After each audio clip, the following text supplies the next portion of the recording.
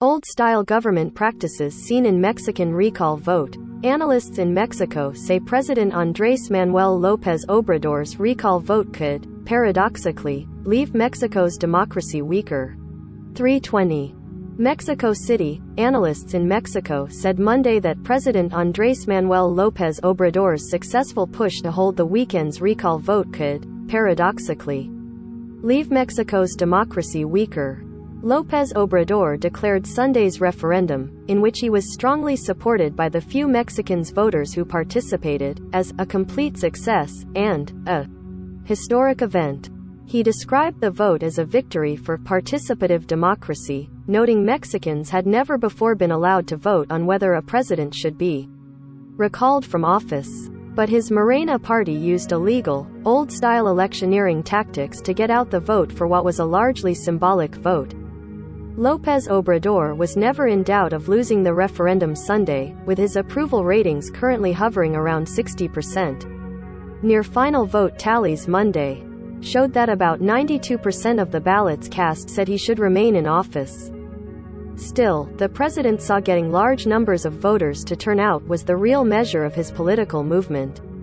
Turnout was about 16.5 million, or only about 18% of eligible voters, far below the 40% turnout needed to make the vote binding.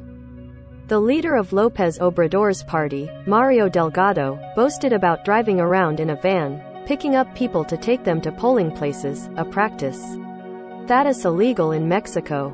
Delgado posted photos in his social media accounts showing him driving a van painted with the words, "Do you want to vote? I'll take you there." The van was later shown loaded with people who had voted. Clara Jusidman, an economist and civic activist, said some government employees also were required to bring a minimum number of people to polling places.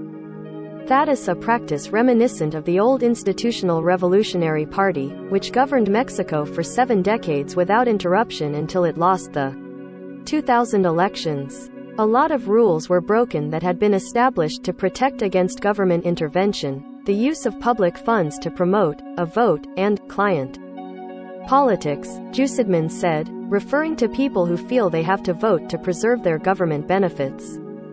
And the president himself has criticized elements of the electoral system that emerged after decades of near one-party rule in an effort to strengthen democracy, among them independent electoral authorities established in the late 1990s to ensure fair play and equity in elections.